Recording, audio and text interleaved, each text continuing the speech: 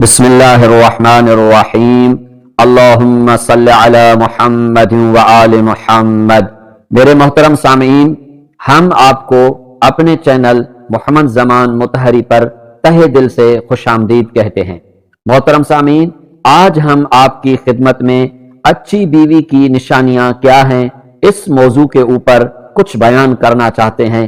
تو محترم سامعین، کچھ نشانیاں ایسی ہیں جن کو علماء نے اور تجربہ کار اشخاص نے مرتب کیا ہے، اور کچھ نشانیاں ایسی ہیں جن کو قرآن نے بتایا ہے کہ ایک اچھی بیوی کے اندر کون سی نشانیاں ہونی چاہیے، کون سی صفات ہونی چاہیے، جن صفات کی بنا پر ہم انہیں کہہ پائیں کہ یہ بے شک ایک اچھی بیوی ہے۔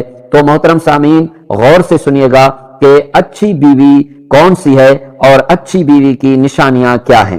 تو سامعین محترم، سب سے پہلی جو نشانی ایک اچھی بیوی کی قرآن نے بتائی ہے وہ ہے کہ وہ عورت اپنے شوہر کی فرما بردار ہو، نافرمانی کرنے والی نہ ہو اور شوہر سے سرکشی کرنے والی نہ ہو۔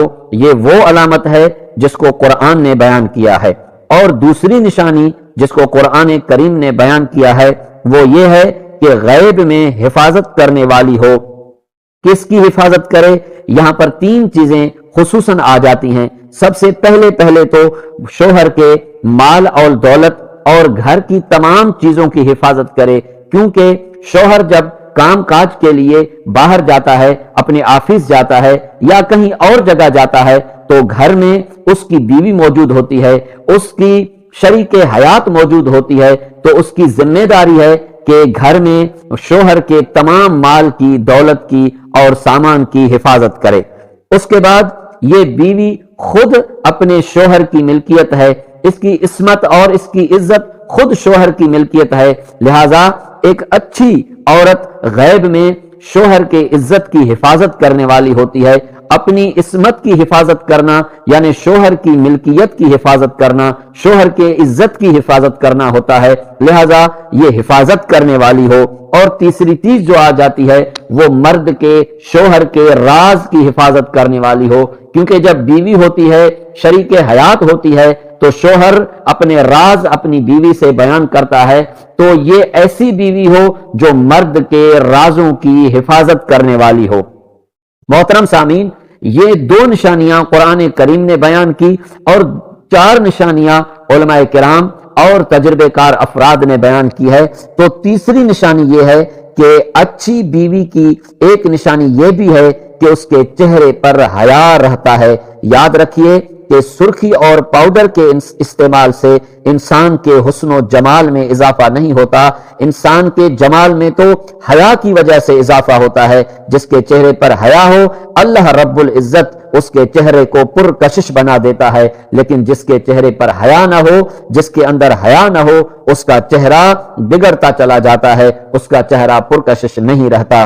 اور چوتھی علامت یہ ہے کہ اچھی بیوی کے زبان کے اندر شیرینی ہوتی ہے، یعنی نرم بولنے والی ہوتی ہے۔ جب شوہر سے بات کرتی ہے تو نرم لہجے میں کرتی ہے۔ عام طور پر جو عورتیں غیروں سے بات کرتی ہیں تو سارے جہاں کی شیرینی ان کی زبان میں آ جاتی ہے، اور جب خاوند سے بات کرتی ہیں تو سارے جہان کی کڑواہٹ ان کی زبان پہ ہوتی ہے۔